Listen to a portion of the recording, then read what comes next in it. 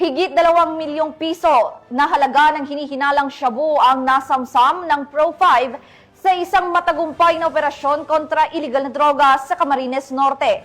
3 sospek ang naaresto matapos masabat ng mga operatiba ang malaking volume ng iligal na droga sa isinagawang buy-bust operation. Magbabalita dyan si Police Staff Sergeant Mercolito Lovendino Jr.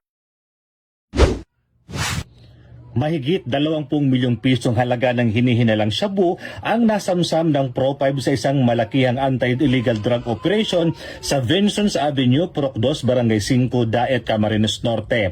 Ang operasyon ay pinangunahan ng Police Provincial Drug Enforcement Unit, katuwang ang Daet Municipal Police Station, Camarines Norte Provincial Intelligence Unit at Philippine Drug Enforcement Agency Regional Office 5. Sa naturang buy-bust operation ay naaresto ang 3 sospek na kinilala sa mga alias na Dan at Mando, kapwa residente ng Bacoor, Cavite at Iris mula sa Las Piñas City.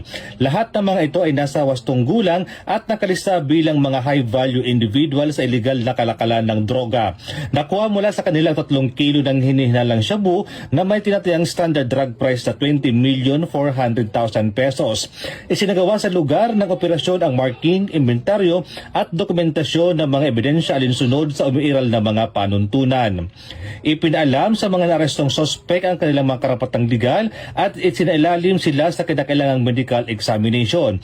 Ayon sa Pro5, patuloy nilang pinaigting ang kanilang kampanya laban sa illegal droga upang matiyak ang kaligtasan ng bawat Bicolano. Ang operasyon ay alinsunod sa direktiba ng administrasyon ni Pangulong Ferdinand R. Marcos Jr. para sa isang epektibo at makataong kampanya kontra droga, gayon din sa Enhanced Emerging Police Operations Framework ng PNP sa ilalim ni Acting Chief PNP Police Lieutenant General Jose Melencio C. Nartates Jr. Hinihikayat din ng publiko na maging aktibo sa pag-uulat ng mga kahinahinalang gawain. Mula dito sa Bicol Regional Police News Network Correspondent, Police Staff Sergeant Mercolito P. Lovendino Jr., alagad ng batas, tagataguyod ng Balitang Pulis.